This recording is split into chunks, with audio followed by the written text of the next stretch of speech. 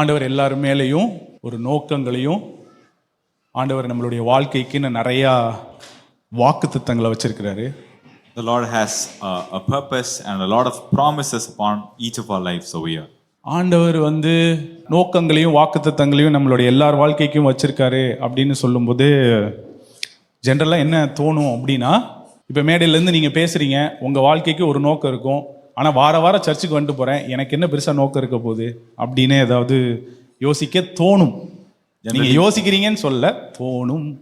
Generally, when we are talking about God having purposes and promises about your life, generally what people think is you're standing on stage and you're coming and preaching things. Probably God has a purpose for you and promises for you. I just come and sit and attend to the service and listen to the things that are happening here. What purpose does God have for my life is the question that runs in most people's mind. உங்களுக்கு நான் ஒரு நற்செய்தி சொல்லணும்னு நினைக்கிறேன் இன்னைக்கு. I have a good news for those kind of people, for you right here. நீங்கள் ஒருவேளை என் வாழ்க்கைக்கு அப்படிலாம் எதுவும் ஆண்டவர் வாக்குத்தத்தம்னு எதுவும் வச்சிருக்கல, நோக்கம்னு வச்சிருக்கல அப்படின்னா உங்களுக்கு ரட்சிப்புனா என்னன்னே புரியலைன்னு நினைக்கிறேன். If you are a person who thinks that God doesn't have any promises or purpose for my life, I really would suggest you to rethink how you understand your salvation.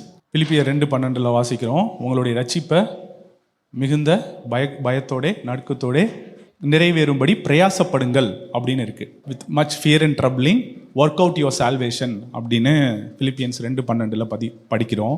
ஏன்னா ரட்சிப்பு அப்படின்றது என்னன்னு புரிஞ்சாதான் ரட்சிப்புக்கு பின்னாடி நமக்கு ஆண்டவர் வச்சிருக்கிற சுதந்திரங்களும் வாக்குத்தத்தங்களும் நமக்கு புரியும். Now only when you understand what salvation is, you will be able to identify and understand the promises and the inheritance that God has kept through this salvation that he has given you. 2 Peter chapter 1:4. As a result of this, he has given you magnificent promises that are beyond all praise, so that through the power of these tremendous promises you can experience partnership with the divine nature. Say partnership. அந்த word கிரீக்ல koinonas அப்படின்னு இருக்கு. The Greek word over here for partnership is koinonas. என்னன்னா ஆண்டவர் ஒரு மகா மேன்மையான வாக்கு தத்தங்களை, தமிழ்ல அது எப்படி வாசிக்கிறோம்னா மகா மேன்மையான வாக்கு தத்தங்களை நமக்கு வச்சிருக்கிறாராம். கேட்டுக்கு தப்பி திவ்ய சுவாபத்துக்கு பங்குள்ளவர்களாகும் பொருட்டு மகா மேன்மையும் அருமையுமான வாக்கு தத்தங்களும் அவைகளாலே நமக்கு அளிக்கப்பட்டிருக்கிறது. The Bible says that God has kept magnificent promises that is kept for us. அதை நம்ம நம்பும்போது அதோட நம்ம என்ன செய்யறோமா, பார்ட்னர் பண்றோம். And when we believe in it, we are partnering with it. So that through the power of these tremendous promises you can experience partnership with the divine nature, by which you have escaped the corrupt desire that are of the world. It doesn't say that you will escape, it says that you have escaped. So all these promises have been given, these magnificent promises already been lavishly supplied on your life. இந்த வாக்குத்தத்தங்கள் இதெல்லாம் உங்களுக்கு கொடுக்கப்படும் அப்படின்னு சொல்லல, அது உங்களுக்கு ஏற்கனவே வழங்கப்பட்டிருக்கு அப்படின்னு சொல்லியிருக்கிறது. இந்த எல்லா மகா மேன்மையும் அருமையுமான எல்லா வாக்குத்தத்தங்களும் தேவன் ஏற்கனவே நமக்கு கொடுத்திருக்கிறார். எல்லாருடைய வாழ்க்கையிலையும் ஆண்டவர் அப்படியுடைய வாக்குத்தத்தத்தையும் ஒரு தெய்வீக நோக்கத்தையும் உங்களுக்கு வச்சிருக்கிறார். For every single person's life, God has a divine purpose and his own promises that he has given for you. நீங்க ஒவ்வொரு முறையும் ஆண்டவர் உங்க மேல பேசுற வார்த்தையை நம்பும் பொழுது you are partnering with him. Each time that you believe the word that God is speaking over you, you are partnering with him. So இன்னைக்கு நான் பேச வந்த செய்தி just shall live by faith. நீதிமான் விசுவாசத்தினாலே பிழைப்பான். ஆட்டோக்கு பின்னாடியே எழுதலாம் போலே அப்படின்ற மாதிரி ஊர்ல உள்ள எல்லா ஆட்டோக்கு பின்னாடியும் காருக்கு பின்னாடியும் இந்த வசனத்தை பார்க்கலாம். ஆனா என்னன்னு கூட நமக்கு அது தெரியாது. நீதிமான் விசுவாசத்தினாலே பிழைப்பான். ஆபிரகாம் விசுவாசித்தான், அது அவனுக்கு நீதியாக எண்ணப்பட்டது. Abraham believed and it was accounted to him as righteousness. ரோமர் 4:1. Let me use Abraham as an example. ஆபிரகாமை நான் ஒரு எடுத்துக்காட்டா இப்போ உங்களுக்கு யூஸ் பண்றேன் அப்படின்னு சொல்லி ஆத்தர் என்ன பண்றாரு, எழுதுறாரு. எடுத்துக்காட்டா யூஸ் பண்றாருன்னா அப்ப என்ன சொல்ல வராரு? நீங்களும் இந்த மாதிரி இருங்க அப்படின்னு சொல்ல வராரு. கரெக்டா? When he says, let me use Abraham as an example, which signifies that an example signifies that you can follow it. It is clear that humanly speaking, he was the founder of Judaism. ரொம்ப ஸ்பிரிச்சுவலாலாம் நான் பேசலைங்க. Humanly speaking, he was the founder of Judaism.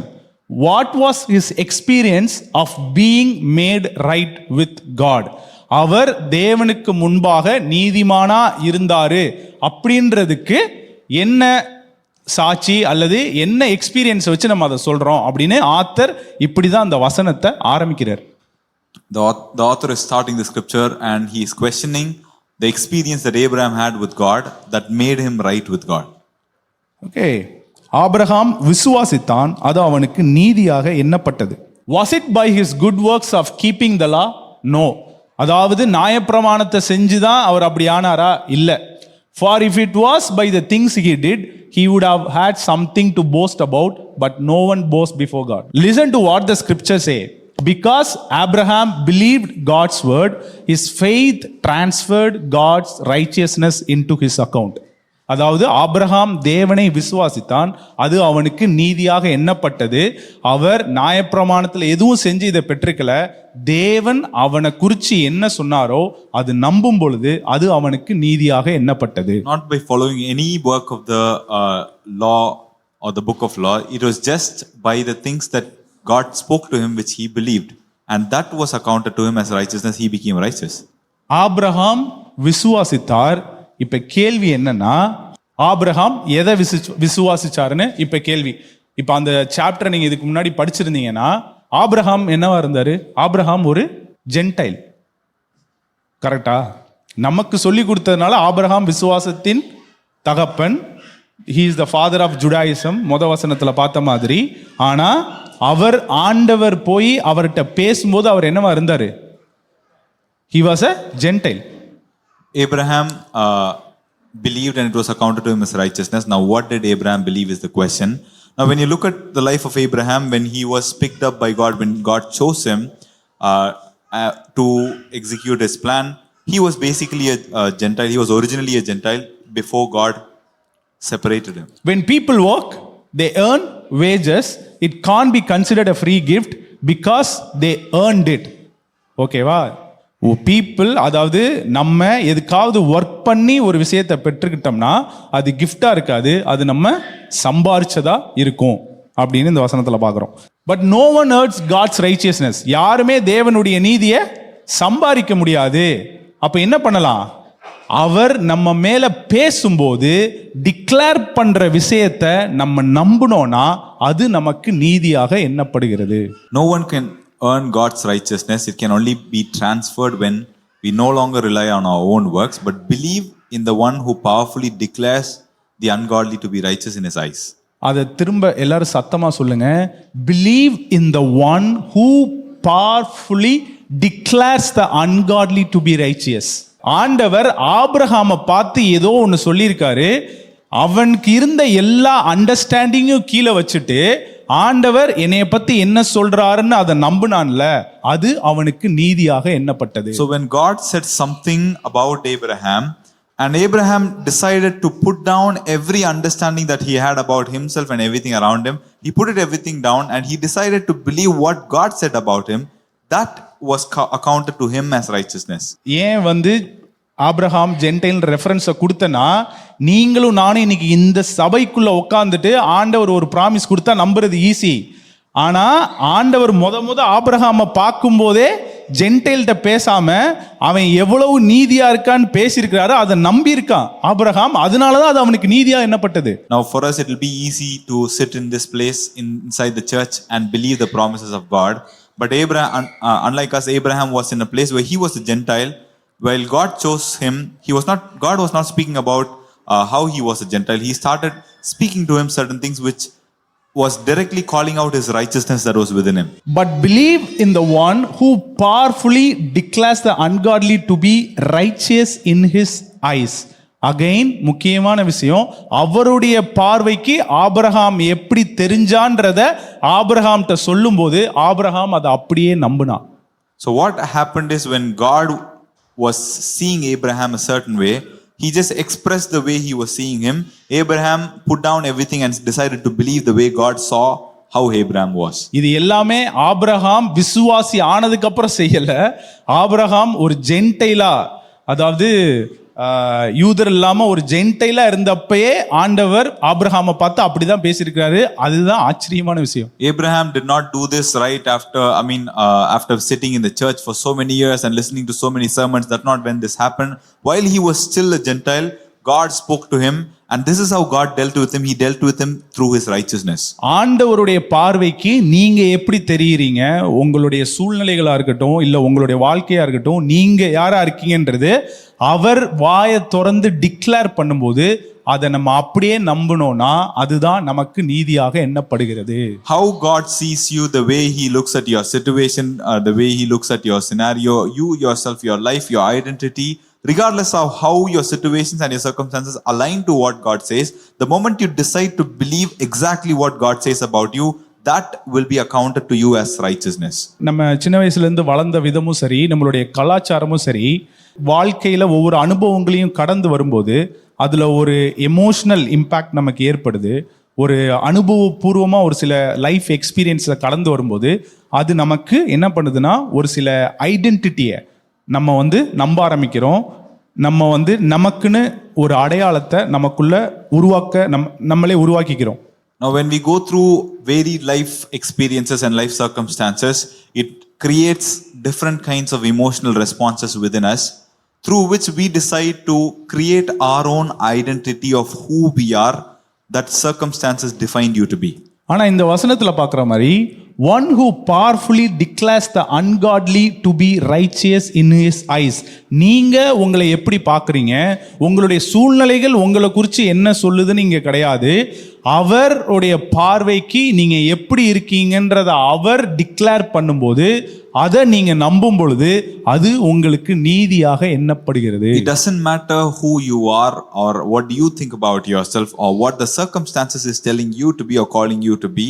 The moment God tells you something about yourself the way he sees you, the moment you align to it, believe it, say yes to it, it accounts to you as righteousness. It doesn't really matter what you believe. It all matters is what he believes, what he sees in his eyes. நீங்க என்ன நம்புறீங்க அப்படிங்கறதெல்லாம் மேட்டரே இல்ல. அவர் என்ன நம்புறாரு உங்களை பத்தி, அவர் உங்களை எப்படி பார்க்கறாரு, அவர் கண்கள்ல நீங்க எப்படி இருக்கிறீங்க அப்படின்றதான் முக்கியமான matter. The entire life of faith life is you are willing to put down your understanding and just saying yes and amen to what he declares, what he believes about you. இந்த விசுவாச வாழ்க்கையோடைய மொத்த பிரயாணத்தோட சாராம்சமே என்ன அப்படின்னா, அவர் உங்களை பார்த்து என்ன சொல்றாரோ அதை சொல்லும் பொழுது உங்களுடைய புரிந்து கொள்ளுதல், உங்களுடைய யோசனைகள் இது எல்லாத்தையும் தூக்கி போட்டுட்டு நீங்க சொல்றதுக்கு நான் ஆமா சொல்றேன்னு சொல்லி அவருக்கு ஆமா சாமி போட்டீங்கன்னா அதுதான் உங்களுடைய நீதியின் பிரயாணமே.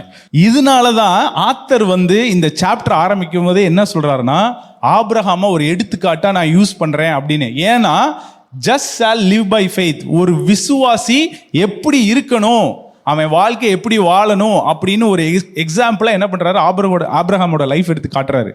Now this is exactly why when author begins this chapter, he writes about Abraham. He says, I'm going to take Abraham as an example for you to follow, to prove that the just shall live by faith and you can do it too. How did he receive this gift of righteousness? Was he circumcised at the time God accepted him, or was he still uncircumcised? அதாவது இந்த நீதி அப்படின்னு ஆபிரகாமை பத்து ஆண்டவர் சொல்லும் போது அப்பயே அவர் விருத்த சேதனம் பண்ணியிருந்தாரா இல்ல விருத்த சேதனம் இல்லாதவரா இருந்தாரா அப்படிங்கிறது கேள்வி. The question is, when God came and called Abraham as a righteous man, as a righteous person, was he circumcised or not at that moment? Clearly he was an uncircumcised Gentile when God said this of him. அதாவது ஆண்டவர் நீ நீதியா இருக்க என் பார்வைக்கு முன்னாடின்னு யாரை பார்த்து அப்ப சொல்லியிருக்காரு, விருத்த சேதனம் இல்லாத ஜென்டைல பார்த்து சொல்லியிருக்காரு. So God was basically looking at an uncircumcised Gentile and he was telling, you are righteousness in my eyes. ஆண்டவர் ஆபிரகாம்ட்ட ஃபர்ஸ்ட் பேசினாரு, ஆபிரகாம்ட்ட பேசல. ஆபிரகாம்ட்ட போய் நீ நீதிமானாதாங்க இருக்கேன்னு சொல்லியிருக்காரு. God was not speaking to Abraham, he was speaking to Abram. And looking at Abraham, he said, I see you, when I see you, I see righteousness. அது எப்படி சாத்தியம்? How is it possible? ஆபிரகாம்கிட்ட போய் ஆண்டவர் நீ நீதிமான்னு பேசினதுக்கு அப்புறம் தான் அவர் ஆபிரகாமா ஆறாரு.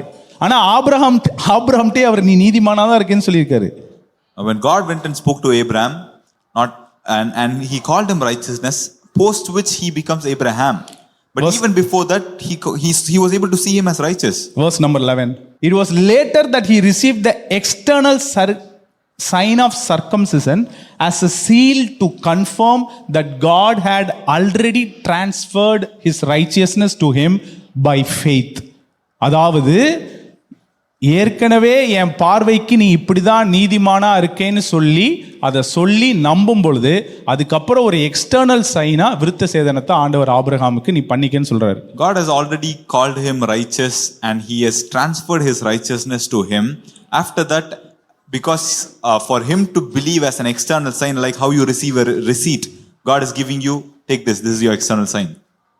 அந்த சைனுமே ஆண்டவர் ஆபிரகாம் டெய்லி கண் முழிச்சு அவன் சரீரத்தை பார்க்கும்போது ஆண்டவர் என்னை இப்படிதான் பார்க்கிறாருன்னு நம்புறதுக்கு ஆண்டவர் கொடுத்த ஒரு sign. And even this sign is something that God has given Abraham for Abraham to believe that whenever he wakes up in the morning, God wants him to believe that this is how God sees me. God sees me as righteous, and that's the sign. கொலோசியர் 2ல படிக்கிறோம், we also have spiritually circumcised. அதாவது ஆவிக்குரிய விருத்த சேதனத்தை நாமும் பெற்றவர்களா இருக்கணும். அப்படி ஒரு வசனம் இருக்கு தெரியுமா? Colossians 2 says that we have received spiritual circumcision. You have been circumcised. இப்போ உங்களுக்கு சர்க்கம்சைஸ் இல்லைன்னு யார் சொன்னா? ஏன்னா நம்ம விருத்த சேதனத்தை பத்தி பார்க்கும்போது நமக்கு ஒரு கனெக்ஷனே வராதுல, ரிலேட் பண்ணவே முடியாது. ஏன்னா நம்ம அதை பண்ணல, நம்மளுடைய கலாச்சாரத்திலேயே அது கிடையாது. ஆனா வார்த்தை தெளிவா இருக்கு, யூ ஹாவ் பீன் ஸ்பிரிச்சுவலி சர்க்கம்சைஸ்ட். ஆவிக்குரிய விதயமா நீங்களும் ஒரு விருத்த சேதனம் பண்ணப்பட்டிருக்கிறீர்கள். Now whenever Bible talks about circumcision, we don't relate much with it because we have not physically done the act of circumcision. It's not a part of our culture. But Bible says that spiritually you all have been circumcised already. ஆண்டவர் உங்களுக்கு என்ன கொடுக்கணும்னு நினைக்கிறாரோ உங்க வாழ்க்கையில அதை அவருடைய வாக்குத்தத்தமா அவர் உங்க மேல டிக்ளேர் பண்ற, அது எப்படி சொல்றது, the virtue of his promise. அவர் பேசுவாரு, அது அப்படியே உங்க வாழ்க்கையில ஆகும். அப்படிதான் அதை வச்சிருக்கிறாரு. The way God has kept things in your life, the blessings in your life is at the virtue of his promise. When he speaks, it shall come to pass. Yeah, put Galatians 3:18. For if the inheritance of the promise depends on observing the law, it no longer depends on the promise. However, God gave it to Abraham as a free gift solely by virtue of his promise. ஆண்டவர் ஆபிரகாமுக்கு நான் இதெல்லாம் உனக்கு செய்வேன், நீ இப்படிதான் என் பார்வைக்கு இருக்கேன்ற எல்லாத்தையுமே ஆபிரகாம் ஆண்டவருக்கு வாக்குத்தத்தமா தான் கொடுத்தாரு அப்படின்னு இருக்கு. Now all the promises that Abraham had received from God was based on the virtue of the promise. It's dependent not on his actions but dependent on who has promised, that is God who has said it, and that's the only reason it's going to come to pass. நற்செய்தி என்னன்னா, என்னைக்கு எந்த விஷயம் உன் வாழ்க்கையில வாக்குத்தத்தமா வந்ததோ அதுக்காக நீ எதுவும் செய்யணும்னு அவசியம் இல்லை, அதை நம்பினா போதும். நீ நம்புறது தான் நீ செய்யற வேலையே. Now the good news to you is that the day that the promise came to you about something in your life, that is the end of it. You don't have to do anything to go and get the promise to make it happen, because the only thing that you need to do at this point is just believe. அதனாலதான் author இப்படி எழுதுறாரு, God gave it to Abraham as a free gift solely by virtue of his promise. அவருக்கு சொன்னது, நான் இதை செய்வேன், உன்னுடைய வித்துல சகல குடிகளும் ஆசீர்வதிக்கப்பட்டிருக்கும்னு ஆண்டவரை குறித்து வாக்குத்தத்தம் பண்ணது எல்லாமே ப்ராமிஸ் தான், எல்லாமே வாக்குத்தத்தம் தான். என்னைக்கு அது வாக்குத்தத்தமா வந்ததோ அன்னைக்கே அது இலவசமா உன் வாழ்க்கையில கொடுக்கப்பட்டது. அதை நம்புனா அது அப்படியே ஆகும். So when God is talking about the promise, I mean when the Bible is talking about the promise that Abraham had received, it calls the promise itself as the gift. It doesn't call the fulfillment of the promise as the gift. It calls the promise itself as the gift because the moment the promise came, the fulfillment has already happened. The only thing you need to do is believe, not to do anything for the promise to happen. என்ன பிரச்சனைனா அது இவ்வளவு ஈஸியா இருக்கிறதுனால தான் நமக்கு அதை நம்பவும் கஷ்டமா இருக்கு. And the problem is, it is very easy, it is this easy, and it is hard for us to believe it. ஆண்டவர்கிட்ட போய் கேட்குறாங்கல்ல, இப்போ நாங்கள் என்ன வேலை செய்யணும், நாங்கள் என்ன பண்ணால் நாங்கள் இப்போ அதுக்காக என்ன செய்யணும்னு சொல்லும்போது what is the work that we must do அப்படின்னு ஆண்டவர்கிட்ட கேட்டவுடனே ஆண்டவர் சொல்கிறாரு, that you must believe him, the one whom he has sent. Now when people went to Jesus and they asked him, now what should we do as an action from our end? What is the work that we need to do? He just says that you must believe the one who sent him. அவரை விசுவாசிக்கிறவர்கள் கெட்டு போகாமல் நித்திய ஜீவனை அடையும்படிக்கு அப்படின்னு சொல்லி ஆண்டவரை நீங்க விசுவாசித்தீங்கன்னா நீங்க கெட்டு போக மாட்டீங்க. If you believe in him you shall not perish. Again if you believe in him. இங்கே நம்ம பார்க்குற அதே விஷயம்தான், நீங்க அவரை நம்பும் பொழுது விசுவாசிக்கும் பொழுது நீங்க கெட்டு போகாமல் நித்திய ஜீவன் அடைவீர்கள். God promised Abraham and his descendants that they would have an heir who would reign over the world. This royal promise was not fulfilled because Abraham kept all the law, but through the righteousness that was transferred by faith.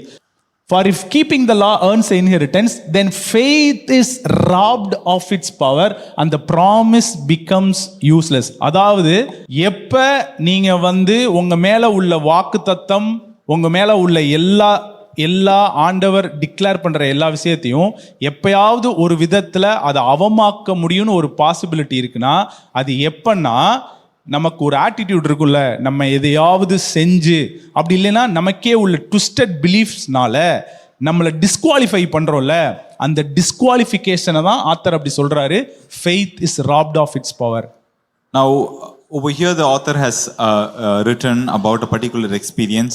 If there is a possibility, if there is a chance that you can nullify the promises of God from it fulfilling in your life, if there is a way for you to stop the promises of God from fulfilling in your life, is by having the attitude of disqualifying yourself to receive this free gift.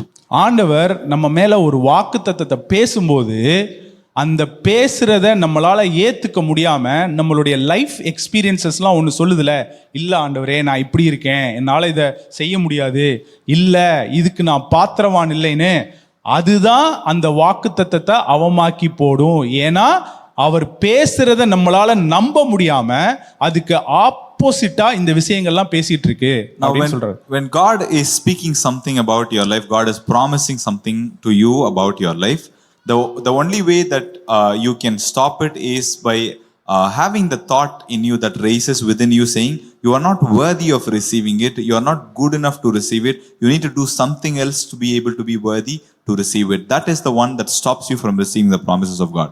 The whole point of sin is that sin is unbelief. பாவத்தோடைய விஷயமே என்ன அப்படின்னா, பாவங்கிறது அது அவிசுவாசம், நம்ப முடியாம இருக்கிற இடம். You are not able to believe what God says about you, as simple as that. தேவன் உங்களை பத்தி சொல்ற விஷயத்தை உங்களால நம்ப முடியாம இருக்கு. ஏன்னா அதனாலதான் எபிரேயர்ல இப்படி எழுதியிருக்கு, விசுவாசம் இல்லாமல் வருகிற யாவும் பாவமா இருக்கிறது. Without faith it is impossible to please God, and without whatever comes without faith it is sin.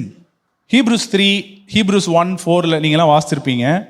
எபிரேயர் 1 4 வரைக்கும் இந்த என்டையர் கான்டெக்ஸ்டே என்னன்னா, ஆத்தர் ஒரு சில விஷயத்தை எக்ஸ்பிளைன் பண்ணிட்டே வராரு. பண்ணும்போது ஆத்தர் ஒரு சில விஷயத்தை திரும்ப என்ன சொல்றாருன்னா, தேவன் சொல்றத, தேவன் உங்களுக்காக செஞ்சதை நீங்க நம்புங்க, அதை நம்பாம ரெபல்லியனா இருக்காதீங்க அப்படின்னு சொல்லிக்கிட்டே இருப்பாரு. Now if you start reading from Hebrews 1 to Hebrews 4, you start seeing this theme repetitively. The author is continuously using and urging people is that God is speaking certain things. Do not be in rebellion by not believing what God is saying about you.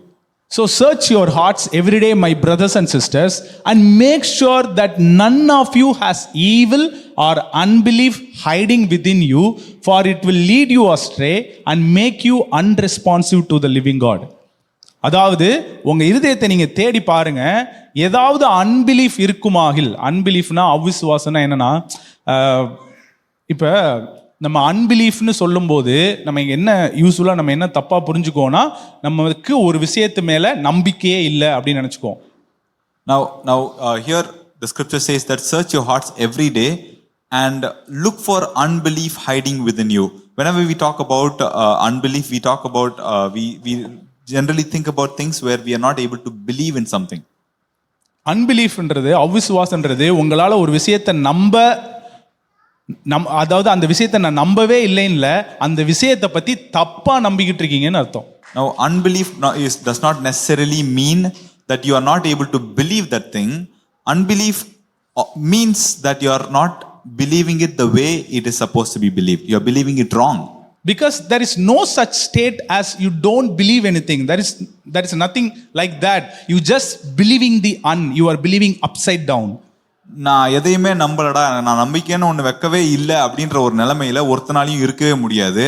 என்ன நிலைமையில உங்களால இருக்க முடியும்னா, எதை நம்ப சொல்றாங்களோ அதுக்கு எதிர்மாறா உங்களால நம்ப முடியுமே தவிர நம்பிக்கையே இல்லாத ஒரு நிலைமையில எவனாலையும் இருக்க முடியாது. Say for example, God comes to Priscilla and tells, you are worthy. I am going to make you all the promises come to pass in your life, and this is written, sealed by my blood. Okay, God is declaring that. If her heart is believing upside down, telling Lord, sorry, I am unworthy, I don't think I can do that, and that's what author is so serious about warning. Do not let this stay in your heart. இப்போ தேவன் வந்து பிரிஸ்லாக்கா கிட்ட வந்து சொல்றாரு, உன்னுடைய வாழ்க்கையில கொடுத்த எல்லா வாக்குத்தத்தங்களையும் நான் நிறைவேற்ற போறேன், நீ அதுக்கு பாத்திரவானா இருக்க அப்படின்னு சொல்லும் பொழுது அவங்க அன்பிலீஃப்ன்றது இதை நம்ப முடியாம இருக்கிறது இல்ல, அன்பிலீஃப்ன்றது அதுக்கு எதிர்மறையா யோசிச்சு நான் அதுக்கு பாத்திரவான் இல்லை அப்படின்னு நினைக்கிறாங்களே, அதுதான் அன்பிலீஃப், அதுதான் அவிசுவாசம். நீ செய்யற எதுவும் பாவம் கிடையாது, ஆண்டவர் உன்கிட்ட வந்து நீ ஆசீர்வதிக்கப்பட்டிருக்கிற அப்படின்னு சொல்லும் போது இல்ல நான் தரித்திரன் நீ நம்புற பாரு, அதுதான் பாவம். Now the actions that you are doing is not the sin. The sin is actually when God is coming and speaking to you and saying that you are prosperous, you have been blessed, and you are believing on the other hand saying no, I am not prosperous, I am poor. அதனாலதான் விசுவாசத்தினால் வராத யாவும் பாவம். Anything that comes without faith, that is sin. This is the time to encourage each other to never be stubborn or hardened by sin's deceitfulness. இந்த கான்டெக்ட்ல author sin சொல்ற இந்த எபிரேயர் 3ல வந்து ஆத்தர் கான்டெக்ட்ல பாவம்னு சொல்ற எல்லாமே வந்து அன்பிலீஃப் தான். அன்பிலீஃப்னா ஆண்டவர் உங்களை பத்தி ஒன்னு சொல்றாரு, அவர் சிலுவையில ஒன்னு செஞ்சிருக்கிறாரு, ஆனா அதை நீங்க நம்பாம இன்னும் சாக்ரிஃபைஸ் அது இதுன்னு பின்னாடியே ஓடிக்கிட்டு இருக்கீங்களடா, அதை இன்னும் உங்க ஹார்ட்ல வளர விடாதீங்க அப்படின்னு எச்சரிக்கை கொடுத்துட்டே இருக்காரு. Now this entire chapter where author talks about sin repetitively, sin doesn't necessarily mean your actions. It's particularly in this context, it is talking about the unbelief. When God is speaking something to you, you are not able to believe that. You feel like you need to do something more to be able to be in that place. You are not worthy enough to be in that place. That is sin. For we have heard the good news of deliverance just as they did. அவங்கள மாதிரியே நமக்கும் நற்செய்தி பிரசங்கிக்கப்பட்டது. அவங்க மாதிரின்னு யார சொல்றாரு? நம்மளேன்னு யார சொல்றாரு? இஸ்ரேல சொல்றாரு. Now the scripture says that we have heard the good news of deliverance just as they did. Who is we here and who is they here? Yet they didn't join their faith with the word. Instead, what they heard didn't affect them deeply, for they doubted. Now they is talking about Israelites over there. இப்ப என்னன்னா, அவங்களுக்கு மாதிரியே உங்களுக்கும் நற்செய்தி பிரசங்கிக்கப்பட்டது அப்படின்னு இருக்கு. என்ன நற்செய்தி நமக்கு பிரசங்கிக்கப்பட்டது? நற்செய்தியை நம்ம நம்புறோமா? Now the same way the good news was preached to them is the same good news that is preached to you. Now what is this good news that was preached to us, and do we believe in it? Hebrews 4 first verse. Now God has offered to us the same promise of entering into his realm of resting in confident faith. இதுதான் நமக்கு பிரசங்கிக்கப்பட்ட நற்செய்தி. இந்த நற்செய்தியை எப்படி இஸ்ரேலுக்கு பிரசங்கிக்கப்பட்டதோ அதே மாதிரி தான் நமக்கும் பிரசங்கிக்கப்பட்டது. அவங்க விசுவாசத்தினால அதை பெற்றுக்கொள்ளாம அதை சந்தேகப்பட்டது மாதிரி நீங்களும் இருக்காதீங்க அப்படின்னு சொல்றாரு. Now this first statement that you read over here, now God has offered to us the same promise of entering into his realm of resting in confident faith. This is the good news that was preached to the Israelites and to us. Now what the author is urging us is, just the same way they were not able to believe in this good news, do not be the same way, is the warning that he's giving. அதனால தான் நான் முதயே சொன்னேன், உங்களுக்குன்னு ஆண்டவர் நிறைய சுதந்திரங்களையும் வாக்கு தத்தங்களையும் வச்சிருக்கிறாரு. அதுக்கு இப்போ ஒரு தீர்க்கதரிசியோ இல்ல யாராவது வந்து உங்க தலையில கை வச்சு ஜெபம் பண்ணி நீங்க இப்படி இருப்பீங்க அப்படி இருக்குன்னு சொல்லணும் அவசியம் இல்லை. ரட்சிப்புனா என்ன, ரட்சிப்புக்கு பின்னாடி நமக்கு ஆண்டவர் என்ன சுதந்திரம் வச்சிருக்கிறாருன்னு தெரிஞ்சா உங்க எல்லாருக்குமே நீங்க என்ன மாதிரி சுதந்திரம் உங்களுக்கு வைக்கப்பட்டிருக்குன்னு உங்களுக்கு தெரிய ஆரம்பிச்சிடும். Now the same way that these promises are accessible to us, which has come to us through this good news, now through the salvation that we experience, that we receive. Now the whole point is you do not need to wait for something to happen or a prophet to come and lay their hands on you, anointed man of God to come and touch you and say this is going to happen in your life. If you are saved, if you have had the salvation experience, you have access to all of these promises and the purposes the Bible is talking about. Put Ephesians 1:18. I pray that the light of God will illuminate the eyes of your imagination, flooding you with light until you experience the full revelation of the hope of his calling. That is the wealth of God's glorious inheritances that he finds in us. நமக்குள்ள அவர் பார்க்கிற மகிமையான சுதந்திரங்கள். God finds a glorious inheritances that he finds in us. அதை தான் நீங்களும் நம்பணும் அப்படின்னு எதிர்பார்க்கிறாரு. அதை தான் நீதிமான் விசுவாசத்தினாலே பிழைப்பான். அவர் உங்களை குறித்து என்ன நம்புறாரோ, உங்களுக்கு என்னெல்லாம் சுதந்திரம் இருக்கு நம்புறாரோ, அதை நீங்களும் நம்பும்போது அது உங்களுக்கு நீதியாக எண்ணப்படும். Now God finds glorious inheritances within you and he wants you to believe the same. And you believing that is what is the meaning of the scripture, that just shall live by faith. Now God has given you amazing promises, glorious inheritance that he has already given you, and he just wants you to believe so that you can live by faith. Go back to Romans 4 and put verse 19. In spite of being nearly 100 years old, what was the good news preached to Abraham, or what was that God declared over Abraham that Abraham believed it?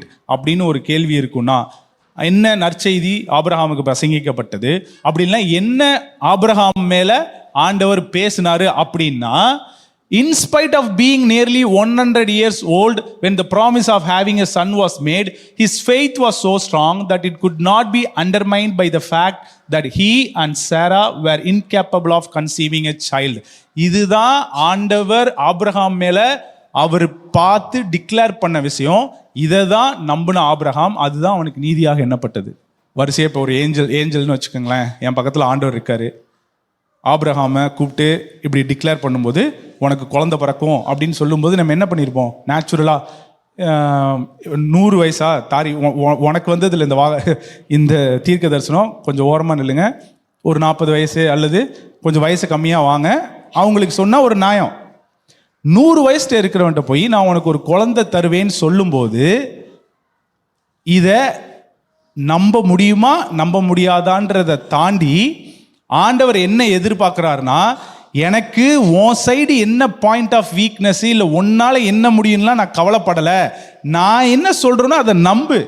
Now when we look at people prophesying and you're standing and the word comes that God is going to give you a child, if the person standing in front of you is 100 years old, you would be thinking this is probably a wrong prophecy to a wrong person, and you will move them aside and find somebody who is around 40 in their 40s and who doesn't still have a child, and you'll probably want to prophesy to them. That's how you would think.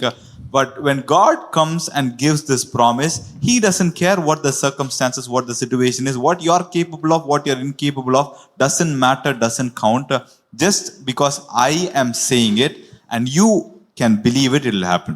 உன்னுடைய rational மைண்டை நீ என்கிட்ட கொண்டு வராத, நான் என்ன சொல்றேனோ அதை நம்புறதுக்கு ரெடியா அப்படிங்கறத நீ கேள்வி. Do not bring your rational mind over here.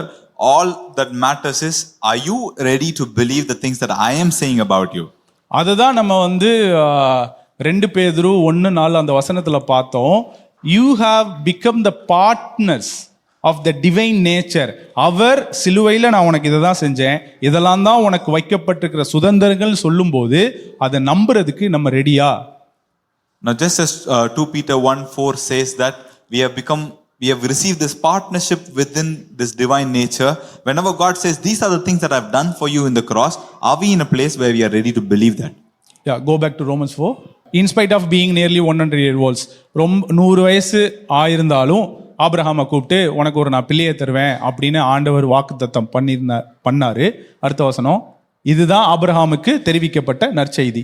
He never stopped believing God's promise. Say, he never stopped believing God's promise. For he was made strong in his faith to father a child, and because he was mighty in faith and convinced that God had all the power needed to fulfill his promises, Abraham glorified God. இதுக்கு அர்த்தம் என்னன்னா, Abraham அவனுடைய rational mind என்ன சொல்லுதோ அதை கேட்க விடாம ஆண்டவர் அவன் மேல என்ன பேசினாரோ அதை அப்படியே நம்பினா. The scripture basically means that Abraham was able to throw away his rational mind, or whatever it says he didn't consider. He was able to just believe the thing that God said as it is.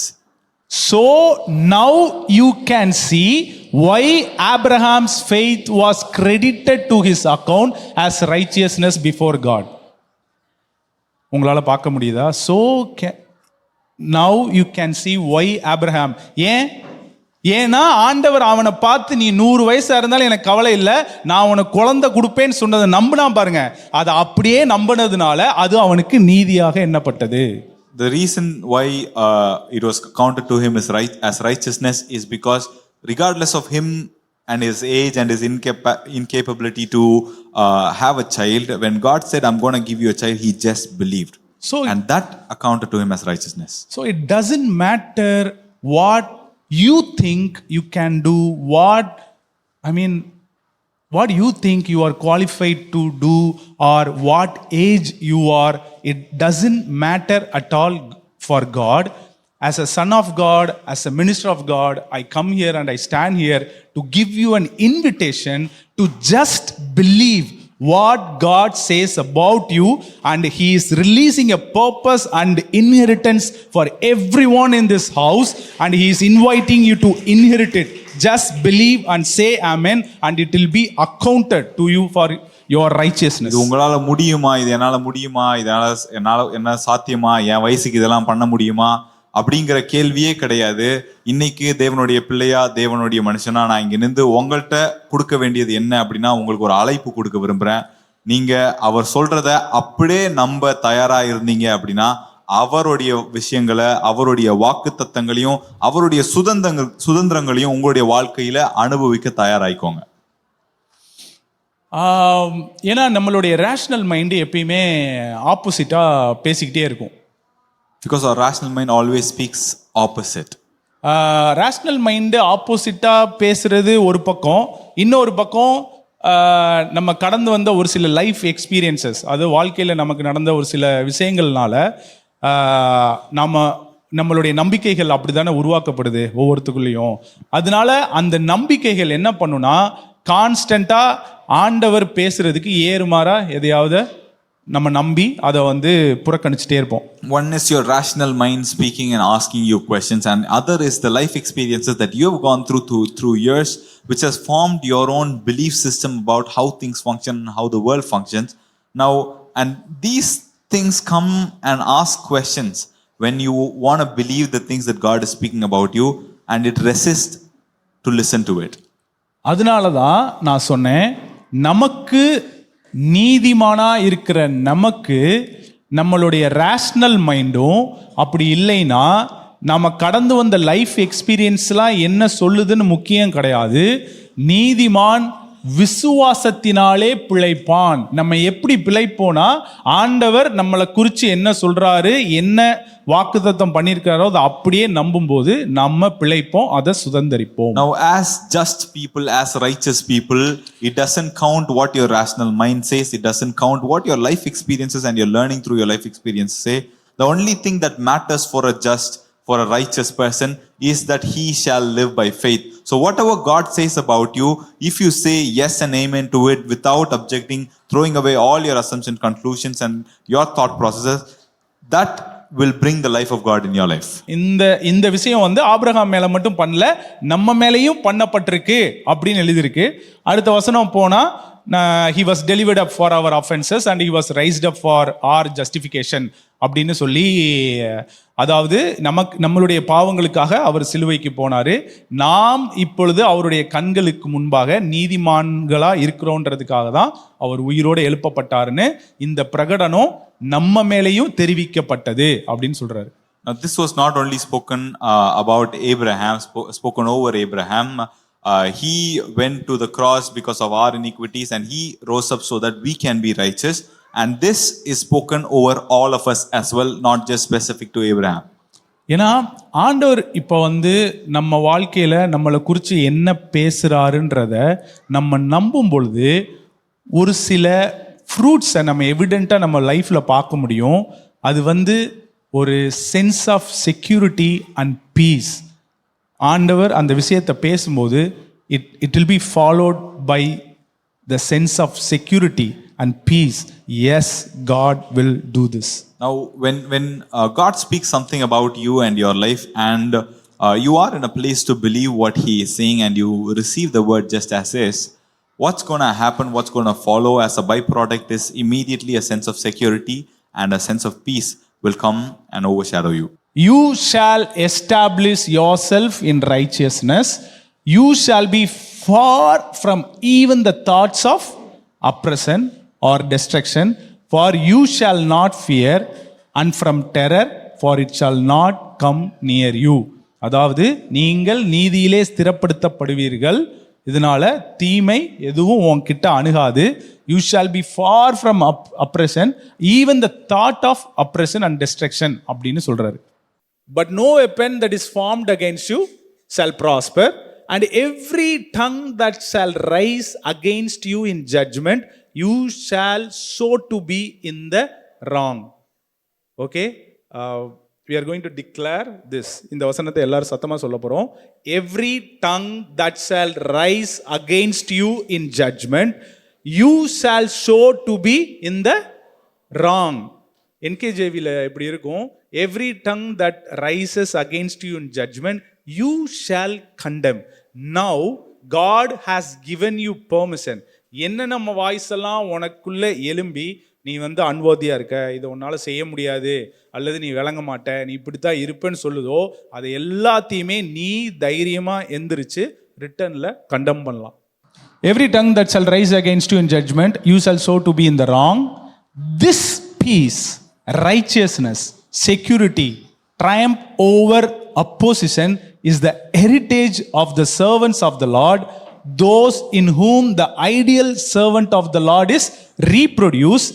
This is the righteousness or vindication which they have from me. அதாவது இந்த நீதி ஏன்ட்ட இருந்து அவங்களுக்கு வரும். இது ஆண்டவர் எப்படி செய்யறாருன்னா, இந்த vengeance is from the Lord, பழி வாங்குதல் எனக்குரியது, கர்த்தருக்குரியதுன்னு சொல்றாங்கல்ல, அந்த மாதிரி ஆண்டவர் உன் வாழ்க்கையில எதெல்லாம் கோணலா இருக்கோ, எதெல்லாம் திரிச்சு போயிருக்கோ, அது எல்லாமே எல்லாத்துக்கு எதிராகவும் நீ எந்திரிச்சு நின்று இதுதான் ஆண்டவர் என் வாழ்க்கையில விரும்புறாரு, இது இப்படிதான் இருக்கும்னு தைரியமா சொல்லலான்ற நம்பிக்கை உனக்கு என் இடத்துல இருந்து வரும்னு சொல்றாரு ஆண்டவர். Now God is saying that from his place there is a confidence that's going to come within you.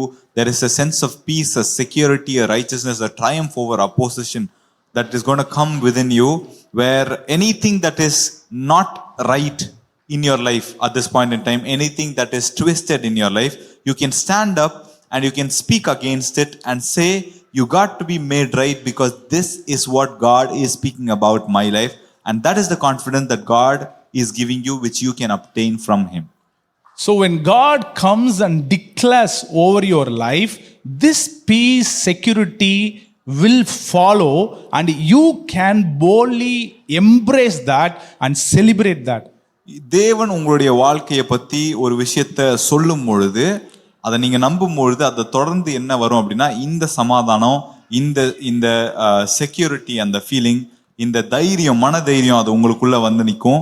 உங்களுடைய வாழ்க்கையில திரிந்து போன விஷயங்களுக்கு எதிராக நீங்க பேசுவதற்கான தைரியத்தை தரும். ஏன்னா அது எல்லாமே தேவன் உங்க வாழ்க்கையில உங்களை குறிச்சு பிரகடனப்படுத்தியிருக்கிறாரு, டிக்ளேர் பண்ணியிருக்கிறாரு. Because these are the things that God has proclaimed over you, declared about you, about your life. Hebrews 11:1. Faith is the assurance of the things we hope for, being the proof of things we do not see. நாம் விசுவாசம் நம்பப்படுகிறவைகளின் உறுதியும் காணப்படாதவைகளின் நிச்சயமுமாய் இருக்கிறது அப்படின்னு ஆரம்பிச்சு, faith empowers us to see that the universe was created and beautifully coordinated by the power of God's word. விசுவாசம் என்ன பண்ணுதான், நாம பார்க்குற எல்லா உலகத்துக்குரியான நம்ம கண்ணுக்கு முன்னாடி இருக்கிற எல்லாமே ஆண்டவர் வார்த்தையினால தான் உருவாக்குனாரு அப்படிங்கிறத பார்க்க நமக்கு விசுவாசம் உதவி செய்யுது. He spoke and the invisible realm gave birth to all that is seen. அவர் பேசினாரு, பேசினதின் விளைவா காணப்படாதவைகள்ல இருந்து காணப்படுகிற அனைத்தும் உருவாக்கப்பட்டது. பார்க்கிற எல்லாமே அவருடைய வார்த்தையினால அவர் டிக்ளேர் பண்ணாரு, டிக்ளேர் பண்ணதோட விளைவா அது உருவாக்கப்பட்டிருக்கிறது. So everything that you see has come as a result of his declaration, the words that he has spoken, and the words has resulted in what you see. எதனால ஆத்தர் ஒரு பர்டிகுலராக இப்போ இந்த Hebrews 11 பற்றி உங்களுக்கு தெரியும். எப்ரேயர் 11 விசுவாச வீரர்களை பற்றி ஃபுல்லாக அந்த சாப்டர் ஃபுல்லாக அப்படி தான் இருக்கும். அப்படி இருக்கிற ஒரு இடத்துல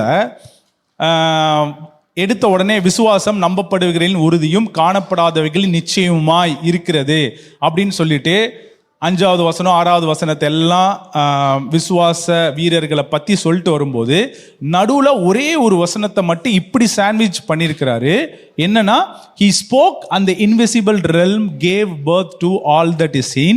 எதுக்கு அதை அப்படி சொல்லியிருக்கிறாருன்னா, நம்ம பின்னாடி பார்க்க போற எல்லா ஸ்டோரிக்கும் ஒரு விஷயம் அச்சாரமா இருக்குன்னா என்னன்னா, அவர் வார்த்தையில டிக்ளேர் பண்ணுவாரு, அது எல்லாம் அப்படியே ஆகும் அப்படின்னு சொல்லியிருக்கு. Hebrews 11, as we know, it talks about the champions of faith, and it starts in the first verse by explaining what is faith, and it goes on as you go through the 5th to the 6th verse. It talks about the champions of their faith and their life. But there is one single scripture, one statement that is sandwiched among this is the scripture that says, he spoke and the invisible realm gave birth to all that is seen. Why he had to put this in between is to establish a point to say that just because God speaks, things will happen, things will come to pass, and that's all it takes. உங்க வாழ்க்கையிலும் ஆண்டவர் உங்க வாழ்க்கையில ஒரு விஷயத்தை உருவாக்குறதுக்கு அவர் வாயை திறந்து அதை பேசினா போதும், அது அப்படியே ஆகும். And even in your life, for God to do something, for anything to be created, if God just opens his mouth and speaks, it shall be done. Faith motivated Abraham to obey God's call and leave the familiar to discover the territory he was destined to inherit from God. Okay, இங்க என்ன familiar என்ன இன்ஹெரிட்டன்ஸ்னா, நான் அன்வர்தின்றது நமக்கெல்லாம் familiar, என்னால் முடியாதுன்றது நமக்கெல்லாம் familiar. நீ ஓதி, நீ நேசிக்கப்படுகிறவன், நீ ஆசீர்வதிக்கப்பட்டிருக்க, நீ ஹீல்டு, நீ சுகமாக்கப்பட்டிருக்கிற அப்படிங்கிறது தான் இன்ஹெரிட்டன்ஸ். இல்லை நான் இன்னும் சுகமாக்கப்படலைங்கிறது நமக்கு familiar. Now over here it talks about leaving the familiar to discover the territory he was destined to inherit from God. Now the familiar for us is that I am unworthy, I am not good enough, and I am not capable enough, I am not healed, I am not rich. These are the things that are familiar to us. Now God is inviting us to a journey from going from familiar to what is your inheritance, which is you are worthy, you are good enough, you are capable, you are rich, and you are prosperous. All of these things are your inheritance. The journey is about going from your familiar to your inheritance. So he left with only a promise. Abraham left with only a promise. Abraham வாக்குத்தத்தம் ஒண்ணுதான் இருந்தது. அவனை ஆண்டவர் கூப்பிட்டு, நீ உன்னுடைய ஊரை விட்டுட்டு நீ வெளியே வா, என்னை நம்பி வான்னு சொல்லும்போது அவனுக்கு இருந்தது எல்லாமே வாக்குத்தத்தம் ஒண்ணுதான். And when God called out Abraham saying, leave your place and come follow me, the only thing that he had to hold on to was the promise. நம்ம அப்படியே ஆப்போசிட்டா சொல்லுவோம். நம்ம ஹோப்லெஸ்ஸா என்ன சொல்லுவோம்னா, வேற வழி இல்லைங்க, நான் ஆண்டவர் தான் நம்பி ஆகணும், அவருடைய வார்த்தையை தான் நம்புறேன்.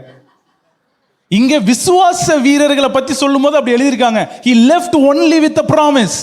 Now, we talk about this same scenario as a negative instance. We say, I am I am cornered into a hopeless place where I only have to believe God. There is no other option for me but to believe God. But these are people, the champions of the faith are the ones who had only the faith in God, only the promise. They clung on to it and left everything that they had. என்ன ஒரு contrast பாத்தீங்களா? விசுவாச வீரர்களை பத்தி சொல்லிட்டு வரும்போது அவங்களுக்கு இருந்தது எல்லாமே வாக்குத்தத்தம் ஒண்ணுதான். ஆண்டவர் சொன்னாரு, நான் நம்பிட்டேன், எனக்கு முன்னாடி என்ன இருக்கு ஏது இருக்கு எனக்கு பத்தி எதுவும் கவலை இல்லை, I am ready to step out. Now look at the contrast between the way we function and the way these champions of faith function. All they had, everything that they had was just the promise of God, and they had to put down everything else to pursue this promise of God. ஆனா நமக்கு அது அப்படியே opposite. நம்ம என்ன சொல்லுவோம்னா, ஆண்டவரை நம்பி தாங்க இருக்கேன், அவருடைய வார்த்தையை நம்பி தான் இருக்கேன். Now we are in the exact opposite scenario where we are like, I only believe God at this point in time. God is my only hope at this point in time, because you don't have anything else. If you had something else, you would have gone for that, and that's why you are here. Sarah's faith embraced God's miracle power to conceive even though she was barren and was past the age of childbearing. Okay, எல்லாரும் என் கூட சேர்ந்து வாசிங்க. For the authority of her faith rested in the one who made the promise, and she tapped into his faithfulness. The authority of her faith, அவளுடைய விசுவாசம், எனக்கு யார் இந்த வாக்குத்தத்தம் பண்ணிருக்காருன்றவர் மேலதான் அவருக்கு என்ன இருந்ததா? The authority of her faith rested on that fact. இந்த வாக்குத்தத்தத்தை எனக்கு யார் கொடுத்தா? அப்ப அதை அவர் செய்ய வல்லவர் அப்படின்னும், அவர் செய்ய உண்மை உள்ளவர் அப்படின்னும் அதை அப்படியே நம்பினா.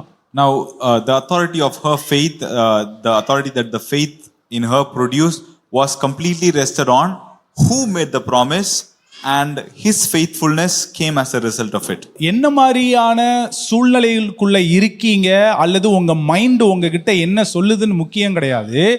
உங்களுக்கு பண்ண வாக்குத்தத்தத்தை பண்ணினவர் உண்மையுள்ளவர் அப்படின்ற உங்களுடைய விசுவாசத்தோட அத்தாரிட்டி அது மேல இருக்கும் பொழுது கண்டிப்பா அந்த வார்த்தை உங்க வாழ்க்கையில நிறைவேறதை நீங்க பாப்பீங்க. It doesn't matter what your circumstances are or what you think about yourself or what you are capable of at this point in time. If your authority of your faith is able to rest upon who actually made the promise about your life, you will be able to see its fulfillment. You will be able to see it through in your life happening. And if their hearts were still remembering what they left behind, they would have found an opportunity to go back. இது என்ன சொல்றாருன்னா, விசுவாச வீரர்களை பத்தி பேசும்போது இப்படி எல்லாருக்கும் ஒவ்வொரு வாக்குத்தத்தம் அவங்களுக்கு கொடுத்திருந்தாரு ஆண்டவர். ஒருவேளை அவங்க அதை நம்பாம இருந்திருந்தாங்கன்னா அவங்க பின்னாடி போறதுக்கு வாய்ப்பு இருந்திருக்கு. ஆனா அவங்க யாருமே அப்படி பண்ணல. But they couldn't turn back, for their hearts were fixed on what was far greater, that is the heavenly realm. So because of this, God is not ashamed. Say with me, God is not ashamed. எப்பெல்லாம் நீங்க விசுவாசத்துல ஆண்டவர் எனக்கு இதை தான் வாக்குத்தத்தம் பண்ணியிருக்கிறாரு, இதை தான் நான் நம்புவேன், என் கண்ணுக்கு முன்னாடி என்ன பார்க்கறேன் பார்க்கல அதை பத்தி கவலை இல்லை, முன்னாடி போய்கிட்டே இருப்பேன் நீங்க சொல்றீங்களோ, அப்ப God is not ashamed of you. Whenever you decide to say that God has promised me this, regardless of what, I'm going to go after this, I'm going to see it come to pass, I'm going to see it through in my life, and you're pressing on the promise that God has made and you're holding on tight to it, God is not ashamed of you. என்னை கனம் பண்ணுகிறவர்களை நான் கனம் பண்ணுவேன். நான் உன்னை பத்தி என்ன சொல்றேனோ அதை நீ நம்பி கனம் பண்ணும்போது நான் உன்னை கனம் பண்ணுவேன்றது ஆண்டவர் நமக்கு கொடுத்த வாக்கு. Those who honor me, I will honor them. This is the promise that God has given us. If we decide to honor him as a person who is faithful to his word, he will honor us by fulfilling the same. இந்த விசுவாச வீரர்களை பத்தி இந்த சாப்டர்ல ஃபுல்லா படிச்சுட்டே வரும்போது ஒவ்வொருத்தர்ட்டையும் போய் ஆண்டவர் இதை தான் நான் பண்ண போறேன் அப்படின்னு சொல்லும்போது ஒரு பியூட்டி என்னன்னா, அந்த வாக்குத்தத்தம் அவங்களுடைய டைம் லைன்ல அவங்களுக்காக சொல்லப்பட்டதோ இல்லையோ, இப்ப நம்ம உட்கார்ந்துருக்கோம் பாருங்க, நம்ம டைம் லைனுக்கு தான் அது முக்கியமா சொல்லப்பட்டது. Now the beauty of all the champions of faith and the promises that God made to them is that whether or not these promises were in their timeline was something that was applicable for them or not, it is much more applicable to each of us in this current timeline for all of the promises to each of the champion of faith that God gave. யோசிச்சு பாருங்களேன், எந்த அளவுக்கு அவங்க வந்து ஆண்டவர் இதை சொல்லியிருக்காரு இதுதான் அப்படின்னு நம்பி இருக்காங்கன்னா, நிறைய வாக்கு தத்தங்களும் தீர்க்க தரிசனங்களும் அது அவங்க டைம்ல இன்னைக்கே கிடையாதுங்க. அது இயேசு கிறிஸ்துவை பத்தி நம்ம வந்து இந்த சைடு இருக்கோம், ஆனா இன்னும் நம்ம கஷ்டப்பட்டுட்டு இருக்கோம். Now to what point that they were able to believe that they were certain, they were able to believe that God is going to be faithful for their promise, and they were able to cling on to the promise and come, is certain of the promises is not even for their own timeline. It was talking about Jesus, that is beyond their own timeline or that lifespan. But right now we are on the other side of the cross, where we are right now here, and we still find it hard to trust and believe in the promises. These were the true heroes, commended for their faith, yet they lived in hope without receiving the fullness of what was promised them. அவங்களுக்கு வாக்குத்தத்தம் பண்ணப்பட்டதை அவங்க என்ன பண்ணல, அனுபவிக்கல. ஆனா they were all fighting for that word because ஆண்டவர் எனக்கு இதை சொல்லிட்டாரு. Now the promises that was made to them, they didn't see the fullness of it, but they were able to fight for it and press on with it because God has promised this. But now God has invited us to live in something better than what they had, faith's fullness. But now God has invited us to, ஏன்னா அவங்க வந்து தூரத்திலிருந்து வேடிக்கை தாங்க பார்த்தாங்களாம்.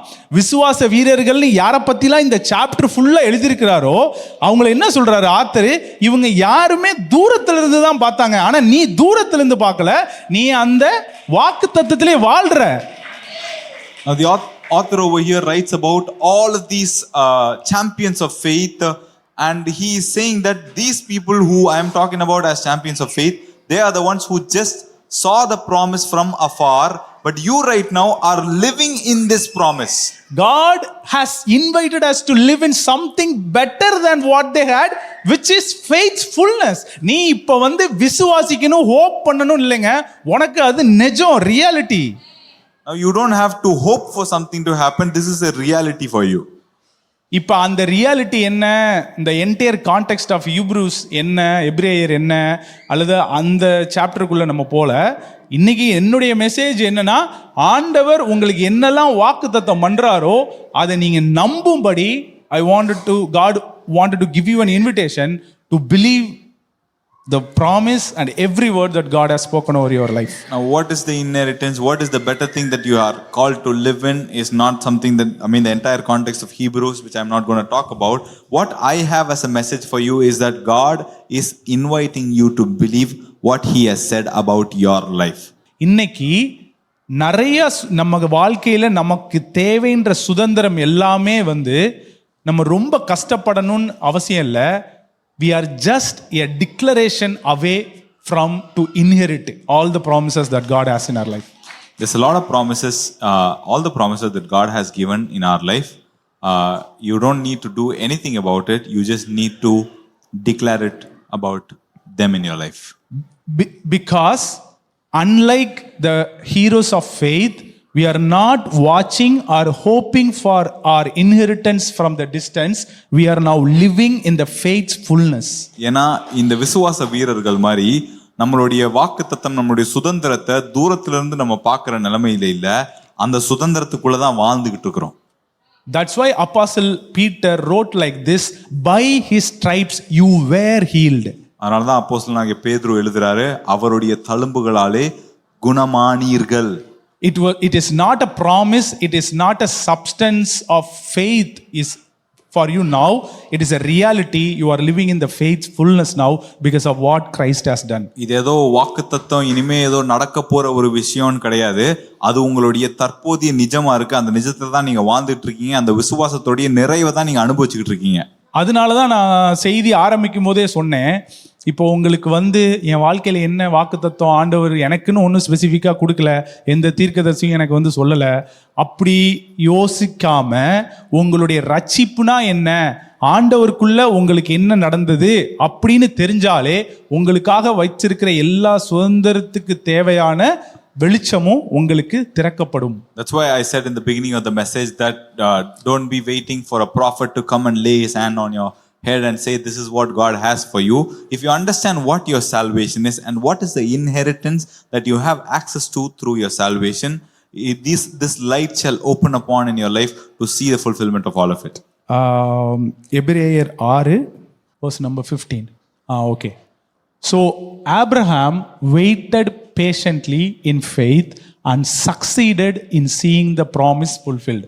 Abraham விசுவாசத்தோட காத்திருந்து வாக்குத்தத்தம் நிறைவேற்றப்பட்டதை என்ன பண்ணா பார்த்தா, அல்லது வாக்குத்தத்தம் அவன் வாழ்க்கையில நிறைவேற்றப்பட்டது. The next verse. It is very common for people to swear an oath by something greater than themselves, for the oath will confirm their statements and end all dispute.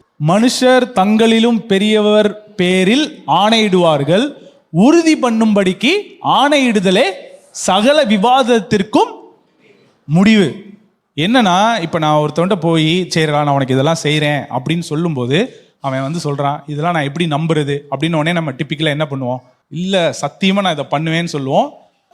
லீகலாக பண்ணுறதுக்கு நம்ம என்ன பண்ணுவோம், ஒரு பத்திரம் வாங்கி அதில் 2 பேரும் எழுதி அதை சைன் பண்ணி, இல்லை இதை நான் கண்டிப்பாக உனக்கு செய்வேன் அப்படின்னு சொல்லி சைன் பண்ணி தரோம்.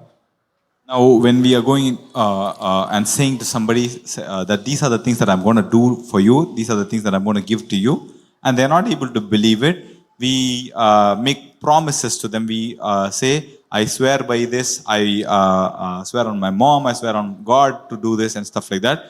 And on bigger cases, we go take a bond paper and we sign an agreement. So go to next verse. அடுத்த வசனம் போங்க. 17. இதுதான் உங்களுக்கு ஆண்டவர் பண்ற ப்ராமிஸ். இந்த வசனம் தான் ஆண்டவர் உங்களுக்கு கொடுக்கிற promise. I want you to hold it. அந்தபடி தேவனும் வாக்குத்தத்தம் பண்ணப்பட்டவைகளை சுதந்தரித்து கொள்ளுகிறவர்களுக்கு தமது ஆலோசனையின் மாறாத நிச்சயம்.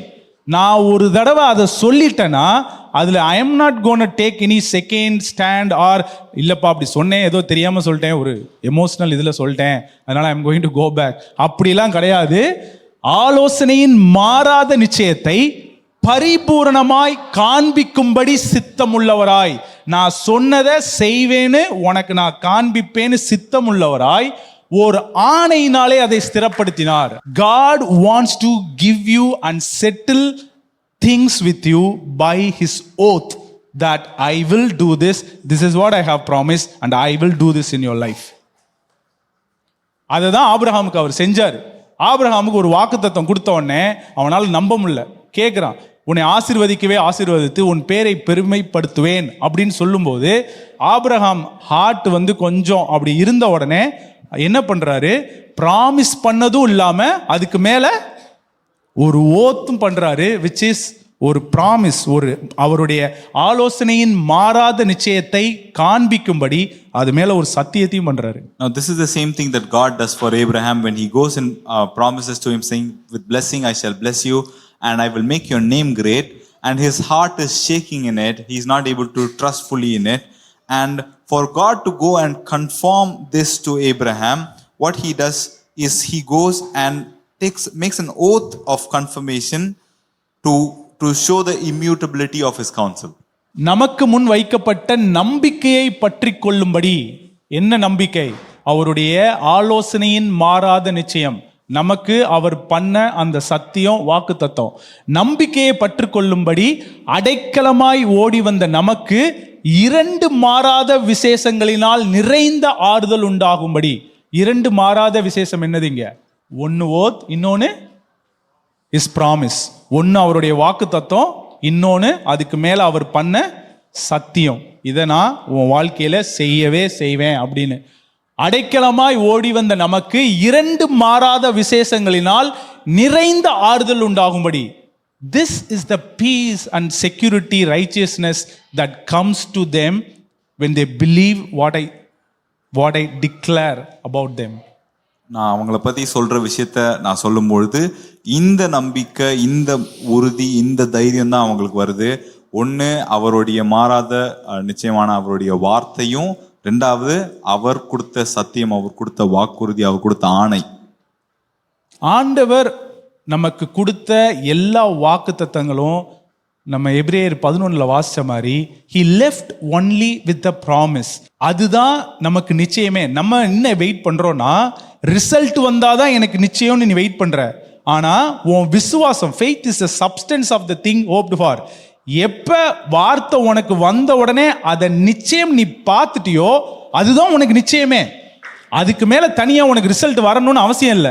We on the other hand, unlike the heroes of faith, we are looking for the answer. They were able to cling on just to the promise and pursue it through. And for us, we are on the other hand, we are thinking differently. We are looking for an event to take place for us to see the fulfillment of it. But the reality over here is that the word that came to you, the promise that came to you, is the fulfillment in itself, is what you need in everything. ஜெகோசோபாத் 2 Chronicles 20 வந்து ஒரு வார் நடக்குது. அந்த வார் நடக்கும்போது ஆண்டவர் சொல்றாரு யுத்தம் உன்னுடையதுல யுத்தம் என்னுடையது அப்படின்னு. ஆனா இந்த வாக்கை எப்ப ஆண்டவர் ஜெகோசோபாத் கொடுக்குறாருன்னா 2 Chronicles 19 என்ன பண்றாரு, அந்த வாக்கு தத்தத்தை கொடுத்துறாரு. கொடுத்த உடனே மறுநாள் சண்டைக்கு போகும்போது ஜெகோசோபாத் என்ன பண்றான், போர் வீரர்களை முன்னாடி அனுப்பாம வர்ஷிப் லீடர்ஸ் என்ன பண்றாரு, முன்னாடி போங்க யுத்தத்துக்கு போங்க அப்படின்னு சொல்றாரு. ஏன்னா 19 எப்ப ஆண்டவர் ஜெகோசோபாத்திட்ட வந்து யுத்தம் முன்னுடையது இல்லை என்னுடையதுன்னு சொன்னாரோ அப்பயே அவனுடைய விசுவாசம் அதை பற்றிக்கிச்சு. என்ன முடிவு பண்ணிட்டானா, நாளைக்கு எதுக்கு நான் போய் சண்டை போட்டுட்டு வர்ஷிப் லீடர்ஸ் நீங்க முன்னாடி போங்கப்பா, because I know that battle is already won. Now in 2 Chronicles chapter 20, Jehoshaphat is facing a battle, and in chapter 19 itself God gives him a promise saying the battle is not yours, the battle is mine. So the next day when he goes for the battle, he did not actually send his fighters or the warriors in his army. He rather sent his worship leader up front, because the previous night when he received the promise, he had the certainty that the battle has already been taken care by God. So I am not even going to try at this point in time. I'm not even going to fight. Let me just send the worshippers up front. Jehoshaphat was not waiting to see what happens. எல்லா சோல்ஜர்ஸையும் கூட்டிட்டு போயிட்டு சரி இன்னைக்கு என்ன நடக்குதுன்னு பார்ப்போம், ஆண்டவர் ஒரு வாக்கு கொடுத்துருக்காரு அப்படி இல்லை. Jehoshaphat was so confident, I have already received the word. The word is received. I have the word. Okay, worship leaders, you can go to the front. I know that battle is already won. I am just waiting to collect all the exploits. யெகோசபாத் வந்து இந்த யுத்தத்துக்கு போகும்பொழுது அவன் வந்து ஆமா கடவுள் நமக்கு வாக்குத்தத்தத்தை கொடுத்துருக்காரு, அதனால இப்ப போயிட்டு சண்டை போட்டு நம்ம ஜெயிச்சிருவோம் அப்படின்ட்டு அவன் போல.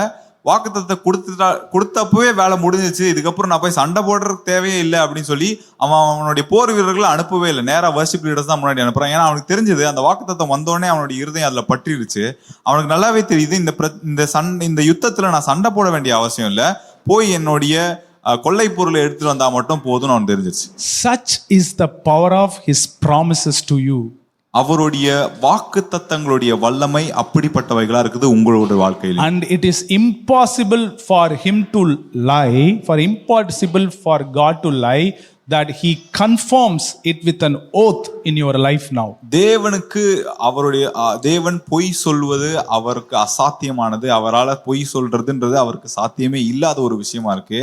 அந்த நிலைமையில மட்டும் இல்லாம உங்கள்கிட்ட வந்து ஒரு ஆணையா வேற ஒரு வாக்குறுதியை வேற கொடுத்திருக்கிறாரு. 2 Chronicles 19:20 என்ன நடந்துச்சு, ஜெகோசோபாத்துக்கு வார்த்தை வருது, வார்த்தை வந்தவொடனே அதை அவன் அப்படியே நம்புறான். அந்த நம்புனதனுடைய விளைவா மறுநாள் போருக்கு போகும்போது யுத்த வீரர்கள் அனுப்பாம வர்ஷிப் லீடர்ஸை நீங்க முன்னாடி போங்கப்பான்னு சொல்றாருல. இந்த இடப்பட்ட கேப்ல என்ன நடந்தது, அந்த வார்த்தை அவனுக்குள்ள என்ன நடந்துச்சுன்றதை தான் பாஸ்டர் வந்து நமக்கு வந்து ஒரு 3-4 மாசமா மெடிடேஷன் அண்ட் கண்டெம்ப்ளேஷனை பத்தி சொல்லி கொடுத்துட்டு இவ்வளவு அழகா, அதாவது I don't see anyone talking about it. அதை பத்தி யாரும் பேசி பார்க்கல. But we have such a gifted pastor in our home. இந்த ஒரு விஷயத்தை அவ்வளவு அழகா எடுத்துரைச்சு அந்த மெடிடேஷன் அதுக்கு பின்னாடி இருக்கிற பிராக்டிஸ் எல்லாத்தையும் விளக்கமா சொல்லி கொடுத்துருக்கிறாரு. Now what happened to Jehoshaphat in chapter 19, 2 Chronicles chapter 19? And the next chapter, in chapter 20, the gap between when the word came and when he went to war and made some decisions about how he's going to fight the war and what changes he's going to make. What happens in the process in the previous night, where his heart, how did he work on his heart, is the thing that our pastor has been teaching us for the past 3 months. We have such a gift amidst us I have not seen anybody else talking about these things, who has put a step-by-step process on what has to happen in your heart, how you need to imagine, how you need to go and make it yours. So இப்போ நமக்கு தெரியும், ஒரு வார்த்தை நம்மளை நோக்கி வரும்போது அதை எப்படி நம்ம இருதயத்தில் பாதுகாக்கணும், அந்த வார்த்தையை வச்சு நம்மளுடைய இருதயத்தையும் நம்மளுடைய மனதையும் எப்படி பழக்குவிக்கணும்னு நமக்கு இப்போ தெரியும். Now we are fully aware of when a word comes, how do we protect that word in our heart, and how do we take that word and put it into our lifestyle, our practice. And God is sending an invitation tonight to everyone. Just believe my word. Just believe what I declare over your life, and it shall be counted as righteousness in your life. இன்னைக்கு தேவன் இந்த இரவு உங்களுக்கு கொடுக்கிற ஒரு அழைப்புதல் என்ன அப்படின்னா, நான் சொல்ற வார்த்தையை, என்னுடைய வாக்கு தத்தத்தை நீ அப்படியே நம்பு, அது உனக்கு நீதியாக எண்ணப்படும்ன்ற அழைப்பு கொடுக்கிறார்.